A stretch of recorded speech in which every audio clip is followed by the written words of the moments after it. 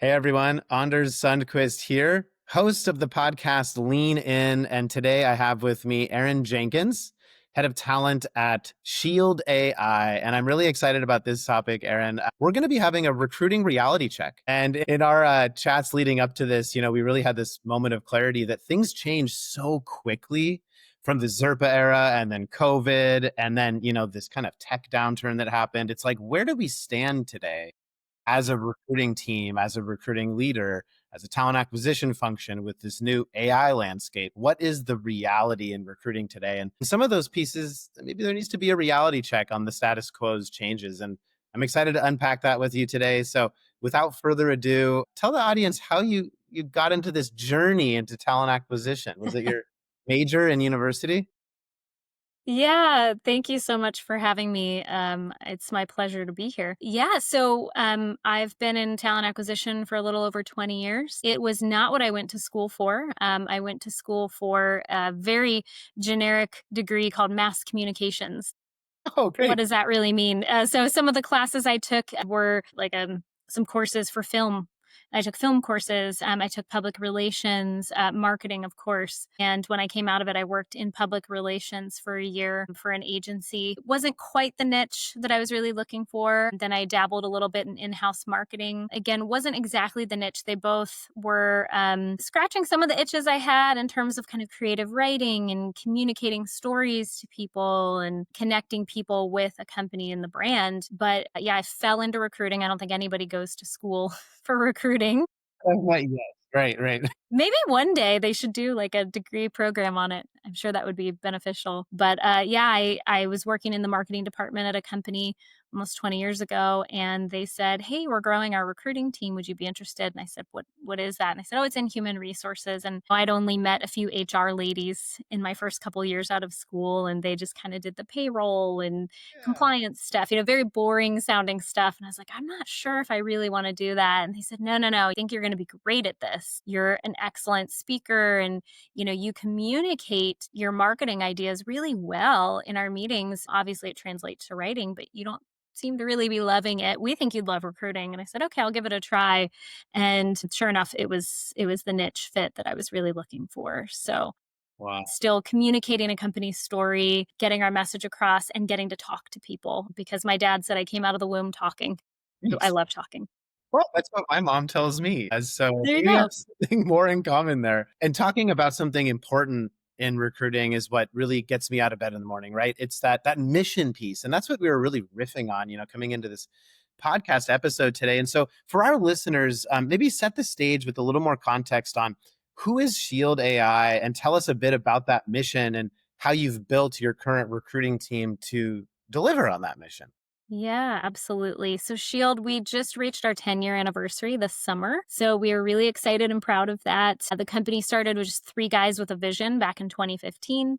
Yeah. And now we are surpassing 1,000 employees and growing both domestically and internationally as well. So that's been super exciting. When Exciting. I joined the company about 5 years ago, we were at about 180 employees, I think, at that time. So we were very small. We had one office in San Diego. Now, as I mentioned, we're at 1,000 employees and growing. We have multiple domestic offices and international offices. And I went from just me and one other recruiter, and I was kind of lead recruiter at the time, but we were really kind of operating independently. Yeah. And so I was tasked to come in and kind of build out and really help take our recruiting function to that next level. We had laid a good foundation. Our former head of talent, he came from a consulting company, right? So he's like good at everything. He's one of those good at everything Yeah. guys. Yeah. And so I took what he had started and then built from there. So yeah, I mean, fast forward probably a year into my time at Shield, then that's when things really took off. We acquired a couple companies, and that's where we really exploded our locations and our hiring numbers. And now our team of talent acquisition, there's about 25 of us supporting Wow. the company.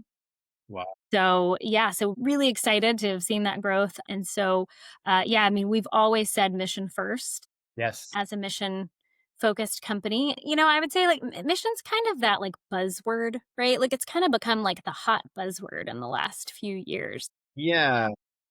I would hope that in the history of the world, people are hopefully taking jobs because they believe in the company or the product or whatnot. But I do think that's become a more buzzword probably in the last 10 to Yeah. 20 years, right? I Yeah. think our parents took jobs because they were like, I got to pay the bills They and stayed in put that food on the one table. job for 3 decades, right? Yeah. And Yeah. now there's this I heard, and this is just something I heard. I don't know if it's a fact that the average tenure, was 14 months in tech and maybe even shortening. And it's like, Yeah. is that true? And how do we screen for candidates that want to have an impact over a long time domain? And mission is hopefully something that attracts and retains them, not just the Yeah. pay and the perks and the compensation. Percent. Yeah. And so I think in the last, 10 to 20 years, I'm estimating, I think, Yeah. we've had the privilege beyond our parents and our grandparents to be able to find jobs, that are mission focused, just like people, in the last 50 years have been able to marry for love and not just Yeah. survival. Kind of very Yeah. similar. That's a great analogy. Yeah, so I think, what's so exciting is that, we are a mission-oriented company, and because for us, mission really does mean, survival mission. We're founded by a former Navy SEAL, and so that's what they talk about day in and day out in the military is like, this is a mission, right? Lives are on the line. You could look at another company, maybe their mission is, they're in makeup products and their mission is to provide healthy, holistic, all natural products to keep people safe, right? So that's just a different kind of mission. Sure. And you're seeing companies, I think, in general, really now grasping that buzzword and saying, how do we make sure our company truly is mission focused? Yeah. What is that mission? Well, that has me think. So this is a great topic maybe to dive into a little more, like Sure. two-part question, right? Which Yeah. is so, and maybe I'll just frame this question as if the audience was a candidate, if I was a candidate, how would you describe the Shield mission to them? And then the second part of the question is, and this is really important for TA teams, how do you find candidates that are mission driven and not just optimizing for max comp and max perks? Yeah, absolutely. So, one, our mission is to protect service members and civilians with intelligence systems. Simple as that. Founded by a Navy SEAL who, lost some friends and colleagues right on the job and said, there's got to be a better way. It's 2015. There's got to be better technology that can, protect our service members better. And so, whatever those intelligence systems look like, let's go build them in a variety of ways. And so, that's why our company created the mission that we've created. And we're passionate about protecting both the service members, families of service members, and then those that are affected by war, right? The wars that are happening around the world right now. How can we best protect innocent lives? So that's our company mission. I think a lot of people would agree they'd get on board with that, right? Like most people. Now, there's also people that they don't want war at all, and we do have engineers or people that we'll try and reach out to and recruit, and they'll say, you're warmongers. I don't want to feed into war, and so, and I Sure. get that. And we respect that Yeah. opinion. That boundary. Yeah. Unfortunately, war is happening. And so, if enemies of the United States and our allies want to come at us, I want to do all that I can to hopefully build these intelligence systems to protect ourselves because unfortunately, war is inevitable. I don't know how you stop war, right? Like, how do you stop evil? That's a Yeah. bigger question. Esoteric topic for the politicians of the world to solve, Yeah. but it's an unfortunate reality. Today, July 2025, it's even more of a reality than Yep. uh, than years past. And so, Yeah. what an incredible mission and a story that Shield AI has to tell. And I would imagine that there is this element of storytelling and then self-selection and screening that especially your TA team needs to be Yeah. trained and empowered to do. Tell us more about Yeah. that piece. Yeah, yeah, and I think that carries on. You asked the second part of the question was how do you Yes. find candidates that no worries. I remembered that align with the mission and don't just look for just compensation or the perks or Yes. whatever.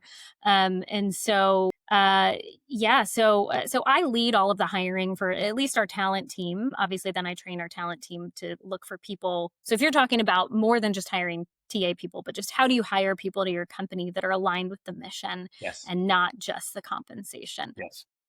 And so I think the important thing to remember is people have bills to pay, right? That is important to everybody for the most part.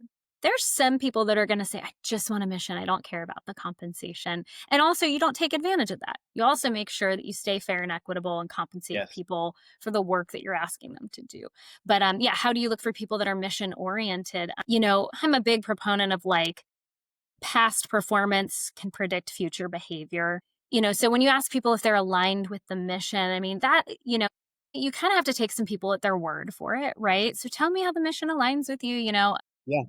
And people have unique stories, right? Like my grandfather was in the military, my husband, my son, my family, it impacts me personally. I've have a lot of engineers that say, I was contemplating going into the military, but instead I got this engineering scholarship. But I love being able now to combine Yeah. engineering skills with the mission. So, I mean, I think recruiters have really good BS meters, I think. And so we're able to tell if someone's really telling a story or not. And, you're never going to get it 100% right. There could be someone that we hire that just totally BS'd everybody in the interview process and made it in. And then now they're just not a company fit. I would say that's very rare. So, just talking about the mission, asking how it aligns with them, asking them what motivates you, right? Like, along with, a good salary and compensation package, what are you motivated by? And often you look for things like, I told the person who interviewed me, I said, when I was 10 years old, I was building lemonade stands, I was mowing lawns, I was kind of like very entrepreneurial minded.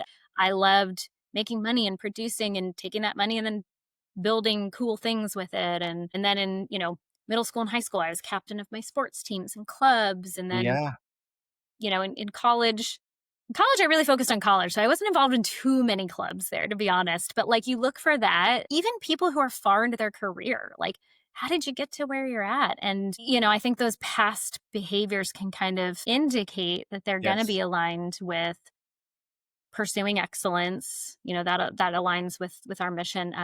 Being a servant leader, like, do they have natural leadership you know, skills. And then do they do what's right? Yeah. So gosh, sorry, I feel like I didn't get super specific on that, but Well, that's great. And it's really about what I'm hearing is that your TA team is empowered to build up relationships with candidates, yes. learn about their history and those behavioral patterns and signals that would predict future impact. And one of the things we talked about, I really liked how you focused on Shield is optimizing for folks that want to have a performance that, high performance, a culture of excellence, high impact, and focusing on the impact.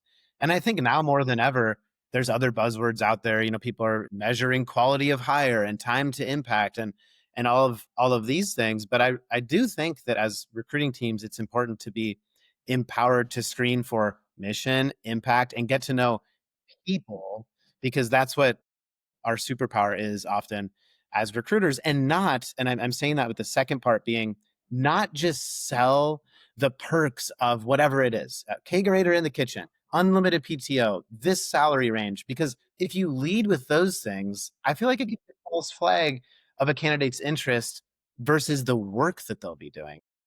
I really enjoyed when we were talking about this in prep for the show, and you talked about culture is not just about those perks. It's about performance. It's about the scope of the role, whether it's in engineering, product Yeah. design, or under the people and talent umbrella. So can you unpack more?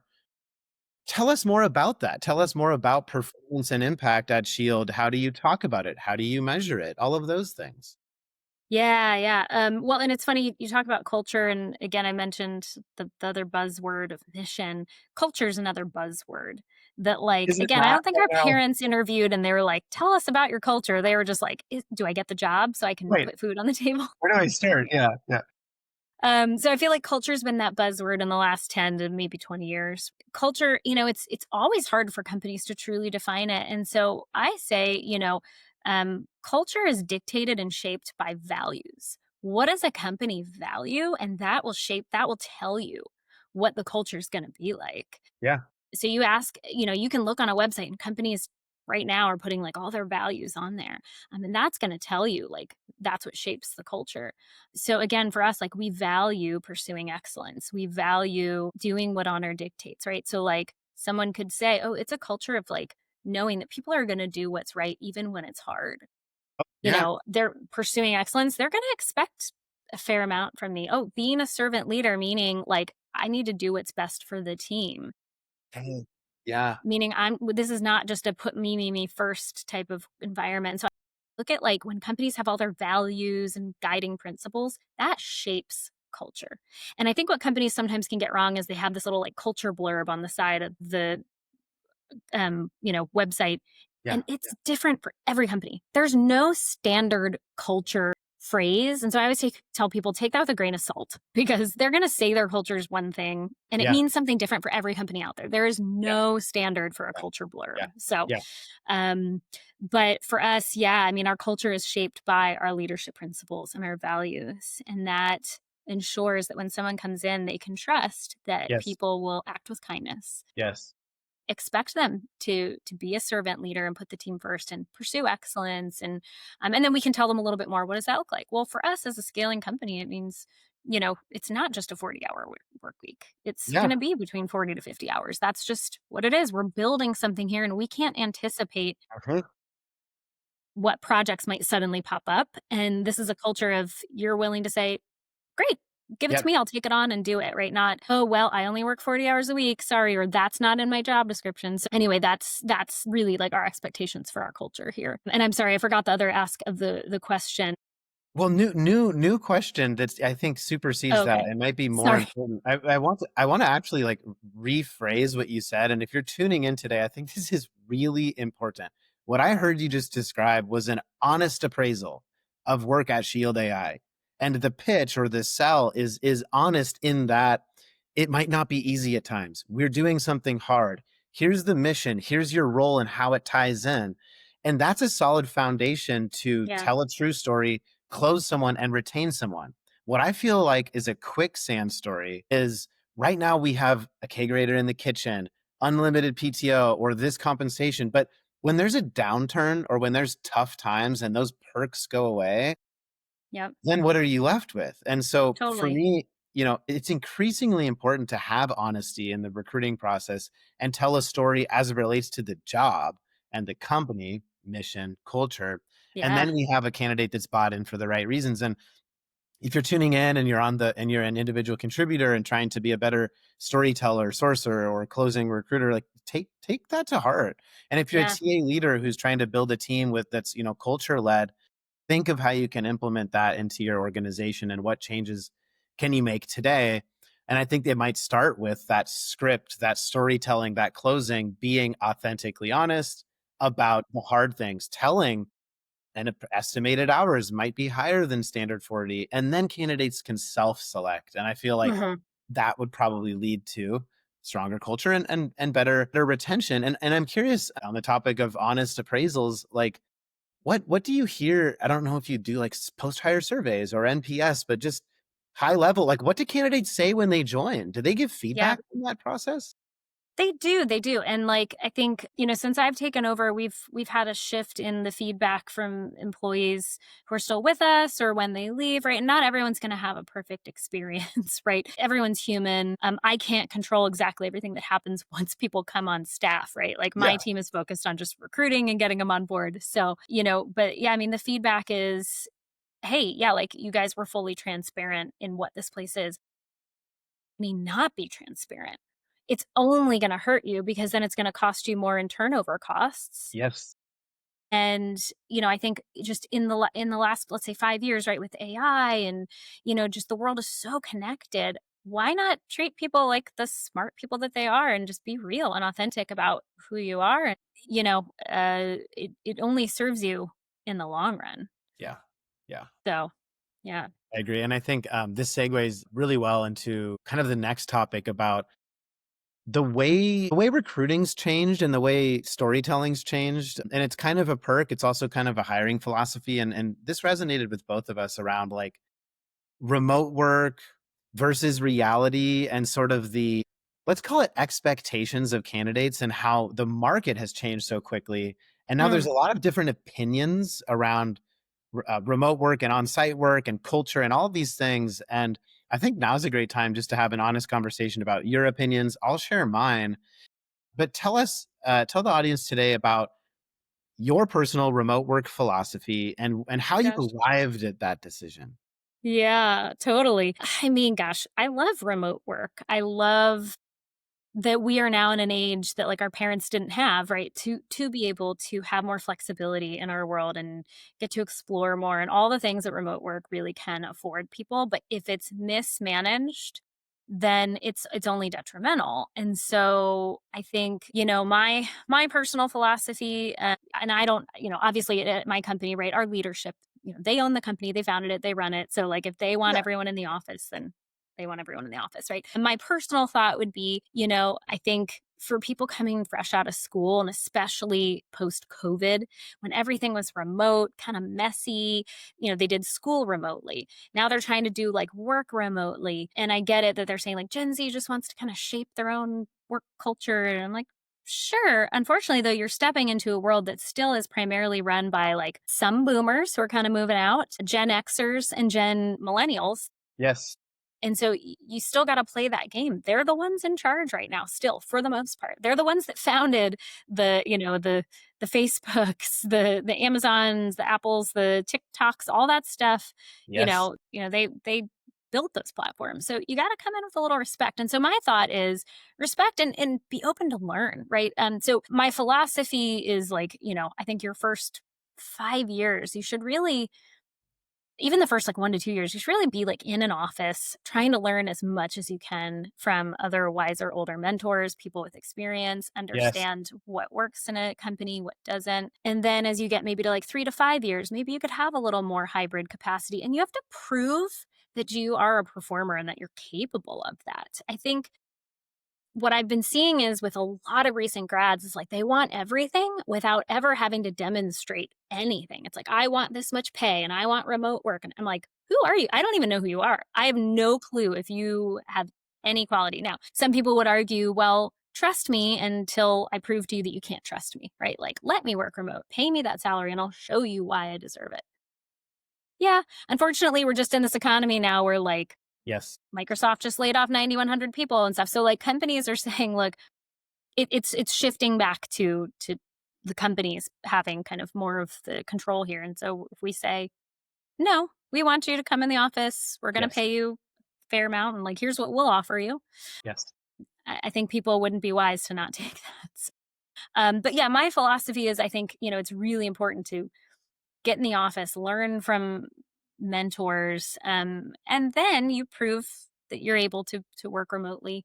I think like hybrid is great, or like people who want to work, primarily in an office and then say maybe their family goes to work from the cabin for a month in Yeah. the summer Yeah. and they take 1 week off and they work the other 3 weeks there, right? Like that kind of remote flexibility, I think is fantastic. And those are things that I think during COVID, nobody planned ahead for this. Nobody thought about it. Nobody thought about compensation challenges when Oh, people just yeah. picked up and moved from Silicon Valley to their parents' house in Kansas. And now those people, they moved to Kansas, bought a Yes. $600,000 house in the middle of nowhere. And now, their company in Silicon Valley saying, hey, you got to move back or you're being let go. And they're getting angry at the company. And the company's like, I didn't say you could move to Kansas. Actually, you did that without telling me, and now you've caused tax problems for us. So Yes. actually, but that the thing is, companies didn't take responsibility to educate. They didn't change Yes. compensation. So They true. could say, "Hey, you stay in Kansas, we're going to drop your salary by 300,000. Yes. You can stay there. We're going to lower your pay." And I would say also the companies are also saying, "Nope, we're just going to cut you if you don't move back." And I think maybe some of them are using that as a way to just downsize because they overinflated. We pumped the Also, economy with cash. They just hired, hired, hired. I mean, there were recruiters that I was trying to recruit to my company, and they're like, "No, thanks. I'm making crazy high salary. And I haven't even had to recruit for the last 6 months." I'm like, doesn't that sound sketchy to you? Like, don't you think that like you're going to be the first one cut when inevitably they are going to make cuts? Like it was just it was like a slow train wreck that I saw happening during COVID. And I was like, if people don't just stay where they're at, plant in, plug into the mission, learn, take opportunities where they can, but if they don't do that, they're just jumping to like the next big offer. And that's what we've seen the last few years. People are just jumping, jumping, jumping, higher pay, right? They weren't plugged into a mission. They could have cared less. yes. Now they're all the first people that are getting cut. I forget what they called it, what the great resignation at one point. Now they're calling it the great not staycation. I don't know. Whatever the term is now, A the great stay in general. I think that great stay. It's the great stay. Yes, so my understanding, there's a metric here I don't recall, but there's a high level of underemployment and people that are in roles and they're unhappy and passively or actively looking, and or there's a misalignment on their experience and the role itself. And so there's a theory in some corners that if and when there's a rate cut and there's a hiring cycle upward again, that there will be another cycle of high quits and rapid hiring and lead to another potential sprint in tech hiring. And maybe that's a place where we'll have to look in the mirror and say, okay, how and why are we hiring quick again? But I want to come back to the remote piece and just quickly talk Sorry, about. I know I went down a rabbit hole. It's great. It's very relevant. And I mean, I'll just quickly describe my experience was Yeah. around 10 years working in an office that was highly collaborative. I worked at two different tech recruiting agency type offices. Again, highly collaborative, open pit format, lots of knowledge sharing, lots of mentoring, Yeah. lots of hands-on paired sourcing, shadowing calls. And I learned a lot in those years. And went on to start my own company and failed, and then started another company, scaled. And during the scaling period, there was COVID. And we went from Oh, an yeah. office to remote overnight. And I did not know how to work remote, nor did my employees, nor did a lot of my clients. They all shifted remote overnight. There was a lot of mistakes made, and I think there was a lot of learning made and a few observations on both sides. Let's call it employer and employee side. Sure. These are just observations that I saw. And I think if we could arrive like at a middle ground, an honest middle ground, it would be great. And AI is changing this, some for better, some for worse. I saw during remote some employees, some people working multiple roles. And that led to distrust. And now there's a viral Twitter thread about an engineer working multiple roles. Check it out if you haven't.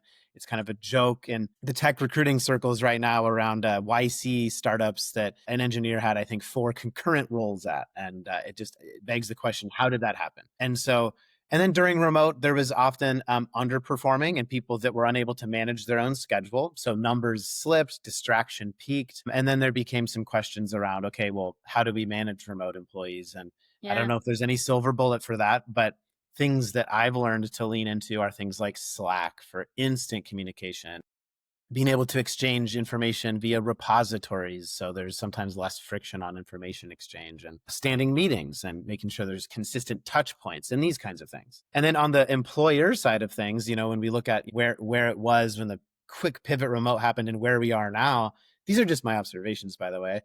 I've seen employers certainly use RTO, returning to an office, as a forced attrition mechanism. And again, my personal opinion, but companies big and small, I think most FANG companies pulled that lever and are continuing to pull that lever, growth stage companies and startups alike. And I think that is a way to control costs, and it is a way to control just in general, and Sure. be able to have people back in an office, because there is a cost to commercial real estate. And Yeah. often there were offices sitting empty. Now today, where do we stand today? And maybe we can talk about just really Yeah. quickly what we're seeing. Often listeners that tune into the show just want to know, like, hey, what does Anders see in here, with tech companies? And hey, what does Eryn see at Shield and other companies that she's aware of? The new normal that I see today is a hybrid setup based on geos, typically is what I see. Geos being tech hubs, either where headquarters is. Mhm. Sometimes that's San Francisco, LA, San Diego. Maybe it's Seattle or New York. And then there's a couple other geos that have an office or an outpost, and employees can select to work in one of those locations. So that Yeah. then leads to comp constraints. Typically, those are higher comp band cities. And then of course there's the relocation or not. It's either work in the geo, commutable to the office, or not, 3 to 4 days a week. That's what I'm seeing. Yeah. And the smaller the company, I'm seeing they sometimes use the flexibility lever more, and they might be able to say, hey, we're a Series A startup, and this person, Totally. maybe we'll hire outside of the geo because we want to. We really, we'll be flexible in some cases. The larger the organization, the more strict policies. These are my observations. What are your observations today? Yeah, no, same observations. And I would say too, I think the whole return to office, saying commercial real estate costs money. Well, you're going to be paying that whether people are in the office or not, right? So that's actually a fake argument. I think it's more those companies wouldn't have been able to manage those people well, even if they were in the office. It's poor management. So I think saying that it costs money is just what's next? What do you have for me next? Like, no, you're just bad at managing. I would say our company, and at least my team in particular, we did great. I had hired and trained and scaled my team during COVID. So everyone was remote. Now, granted, recruiting, as you know, right? Like it's more of a metrics driven, like the whole business sees what you're doing. You're either hiring or you're not hiring. So like people know if you're doing your job and hitting your goals much clearer than maybe engineers or other groups. Yeah, So it's a little bit more transparent, straightforward to be able to manage. And like you said, yeah, like, set standing meetings. And so, I mean, my team, we bonded and got to know each other so well as we scaled during COVID. We met twice a week as a team. We met once a week as like a greater HR team. We had all sorts of different syncs and gatherings. And, I was tracking everyone's metrics. Again, it's a little bit more easier to track for recruiting. So I do think that the return to office, it all falls on, is the company management actually good at managing their people and just tracking output? And if they're not, then they're using the return to office as a control thing, sure. like you said. But yeah, the trend I'm seeing is, yeah, kind of these like geo locations, depending on the size of the company, what kind of flexibility are they offering? Certainly some companies, that's their MO. We're a fully 100% remote company, and that's awesome. And maybe they're doing an amazing job managing everyone's performance and output. And like, I commend those companies. That's awesome. So yeah, I think, for us, we've asked people to come back to the office and then we give some flexibility here and there. It's more about building the relationships, Yeah, getting to know people, seeing the physical product. yeah.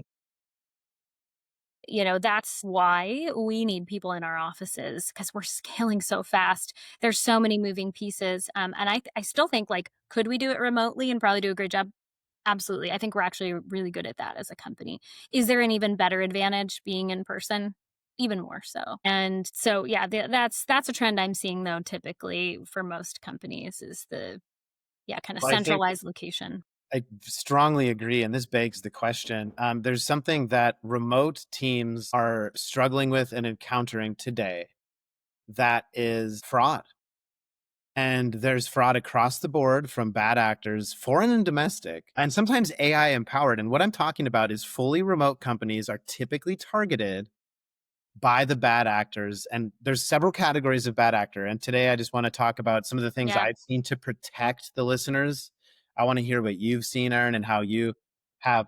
It still happens to hybrid organizations. Well, what is it, first of all? So, what I'm hearing happen, and this has happened to me and my team personally as well, which is a candidate claiming to be someone domestic, claiming to have a social security number or a permanent residency and be eligible for a role. But in reality, they are not located domestically, and they're often from a country or a region that we are not able to hire from. And Yeah. so this is a fraudulent bad actor that's trying to often infiltrate the tech ecosystem on purpose.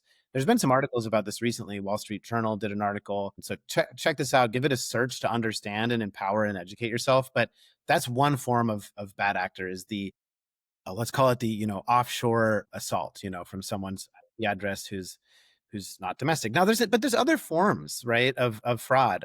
The And working multiple jobs. there you You could go. call that stealing from one of the companies or all the companies you're working for. Yeah.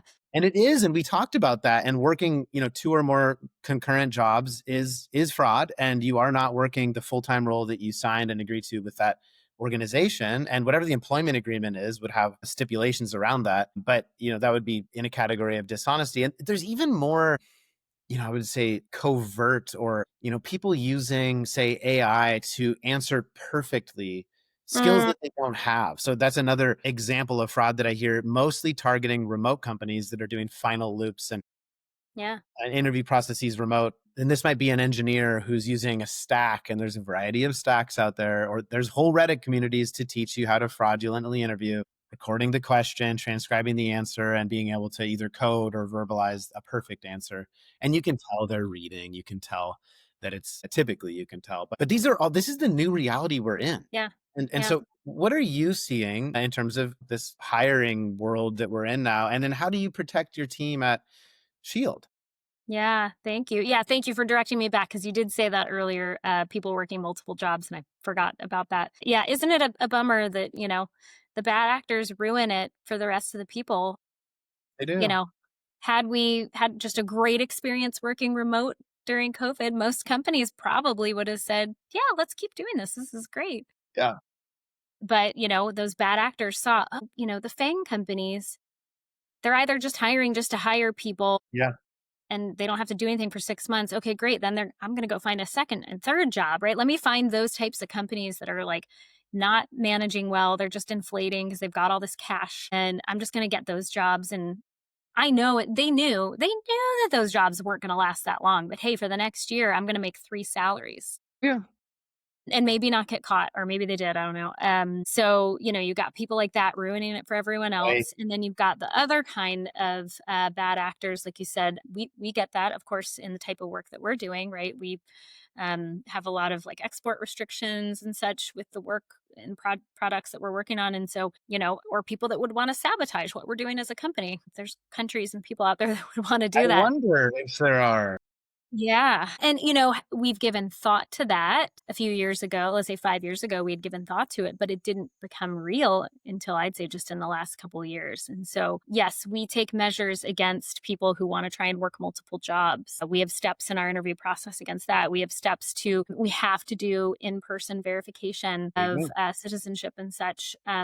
So even if they try and create, a very valid fake profile, right? We're still taking steps to like make sure they come in person and they're working in person. And we have our whole cybersecurity team is working on monitoring employees, work and computers and how they're being utilized and all of that.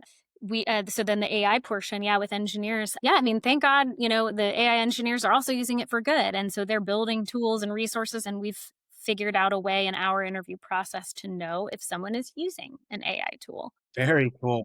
Yeah. in the interview process. So we've, just in the last couple of years, we've come across these problems and we've solved the problem and we've implemented that into our process. And it's a lot, right? Like that's exhausting from like 5 years ago where we're just looking for someone who's like a mission fit and a good resume fit. Now there's like 6 to 7 different things that my recruiters have to think about, as we're screening an already narrow candidate pool. And then, yeah, making sure that we're protecting our company because one bad actor could take Oh, down the whole company, right? That's how yes. engineering could work. They just put in one bad, Bug. Yeah. virus and it could take the Yeah. whole thing down, right? So it is very real. Yeah, we are battling against that and baking that into everything. And so now as a scaling company founded by engineers and people who are just so brilliant, all they want to do is go fast. And we want to do that. But now, it's not just the size of our company, but it's just these measures. Like you're saying, we have to tell our leaders and hiring managers, you're going to have to pause for a minute. We have to make sure that this person checks out.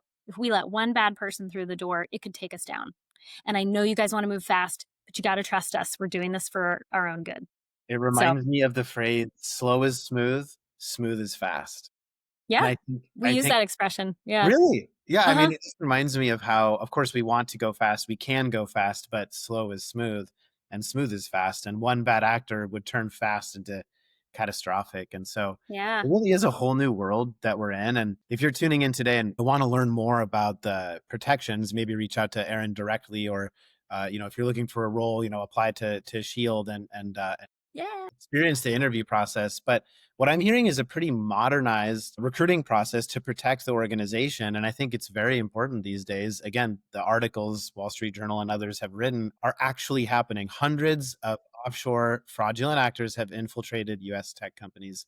It is happening. And so protect your organization. And I hope it can start by learning from this podcast. And so, I want to summarize today with I guess the crystal ball. I like to use this analogy. No one has fun to look forward, Aaron, because if we were 5 years ago, had a crystal ball and we're talking about 2025, no one would have probably predicted the world we'd be in.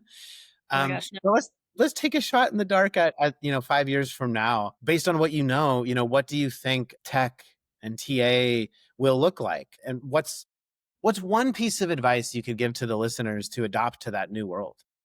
Yeah, I know. I was laughing the other day thinking about New Year's 2019 and just how naive I think we all were about the year ahead. And every year it just felt like it got worse and worse. Finally, this year, Yeah. it feels crazy, but we're all kind of like, ah, well, what's new, right? Like we've become accustomed to the insanity. Yeah. So, but yeah, in terms of like where would things be in 5 years, and I work for an AI company, right? Like I hear it from my family, friends, people.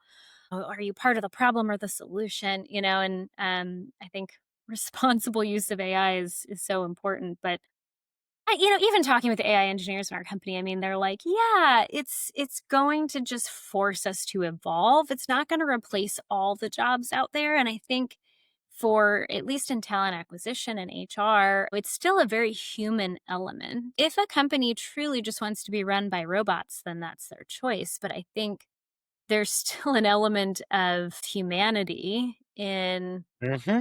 hiring and getting great people on board that I just don't think AI will be able to fully replace. We call it human in the loop. That's a Yeah. terminology that our engineers use Yep. when we're building things, that automated cars, planes, whatever, you're keeping a human in the loop. So there still has to say somebody, but will it eliminate maybe a good portion of people? Probably. And so my tip is learn as much as you can about the AI tools at your disposal. Use them to your advantage as best as you can. Years ago, I used to hate writing job descriptions. Now I can like go online into our HR chat GPT and be like, hey, write up a and it takes 2 seconds.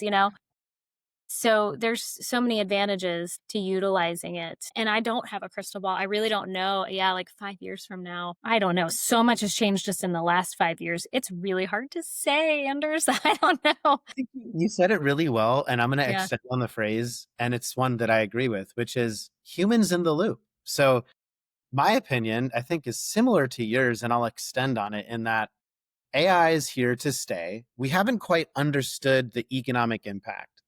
Will manual and admin tasks be absorbed by AI? Yes, and that's great. Is it good for my recruiting teams and your recruiting teams to have a faster, optimized job description writing process? Yes. Should then someone read and approve that job description? Yes. Maybe revise it and use the tool to iterate on it. I think that's a small example of the projection forward, which is people, I think, this is my 5 year and 50-year projection. Yeah. People will always want to buy from people. Whether it's buying a house, there will always be an agent. Whether it's a C suite that wants to be advised, they could ask ChatGPT today. They're still going to buy from McKinsey because they trust the McKinsey consultants, whether it's their Horton MBA or just that human that they trust. They want to be Mhm. told this is the right path forward. Recruiting and exec recruiting and all the categories of sourcing and advisory will always still exist because it's the trusted human component. And all these other domains that people, I think, are, let's say, fear mongering will be totally replaced. I flag in the sand, say no. There might be smaller teams, but those roles will still exist with even more importance on the advisory, the relationships, and the trust Mhm. that you have. So, Yeah. will a sourcer spend as much time single profile adding to a clipboard? Maybe not. But will their talent intelligence and geo talent mapping skills be even more important? Probably yes. And they'll use some AI to help them do that. So that's my crystal ball. And of course, we don't have one, but I hope it gives some courage, some relief to people tuned in that are concerned about their role or what the impact of AI is in the future. And I think that it will be agentic, but with humans in the loop. So Mhm. Yeah. And to be fair, it will downsize some jobs, when, the telephone, was created, and what was it like? However they expanded on the telephone, right? We used to have like phone operator yeah, plug in hubs. switchboard. Yeah. Yeah, and then, voice Good over analogy. IP and whatever systems, maybe I'm jumping too far, but whatever was in between, yeah, like phone operators and voice over IP, right? You had something that eliminated those operators. And Yeah. so they evolved and found something else. And it can be painful, economic downturns, depressions, all that. It's happened historically. It's not like we're experiencing a lot of new things in the last few years. So Yeah. we're just in it. Well said. We're in it. And hopefully the audience today tuned in learned something new as they're in it with us. And Eryn, I want to thank you for your time today. It's been a really fun, honest conversation about the reality check in recruiting. And if you're tuning in today, I hope you learned something as well. So, any parting words for us today, Eryn? Yeah, no, I just really appreciate this time. And yeah, and I think like my parting words would be I know I've probably said some things about like the main companies, right? Just hiring, hiring, hiring. I love the main companies. I love all of our competitors in our industry, right? Like without them, they wouldn't be driving us to do really well. And I think there's room for everybody in this world to do some really cool stuff. And so whenever I'm recruiting, I also always want to express to candidates like, hey, I want you to find the job that's going to align most with like your passions, what's most important to you. If it's salary, then and not mission, it's probably not a fit here, right? And I'm happy to release them back out into the world. And so, Yeah. and I'm like, look, there's plenty of companies out there that are doing such cool things. So like find the one that fits you best. And so Yes. that's what we always want at our company. So that would be like my parting words is like anyone who's interested at Shield AI, like we want you to be excited about the mission and our values and what we're building as a company, the awesome compensation package and all of that. And we do have a kegerator in the office. Yes. That should just be the cherry on top. But Yes. Cherry on top, not the leading cell. Exactly. yeah. Yeah. Yeah, it's just the cherry on top. But if that excites you, yeah, come and apply and see if it's a fit. And because we've got some really cool people who are very genuine. They're not perfect, so don't expect perfection, but really great teammates trying to do something really special. So if that interests you, come apply. Yeah. Well, if you're curious about what anything Eryn Jenkins said today or anything about Shield AI, reach out to her or Shield AI careers page. And want to thank you again for joining the show. I learned a lot today and all of our calls leading up. So thanks again. Have a great day, everyone. Bye. Thanks, everyone.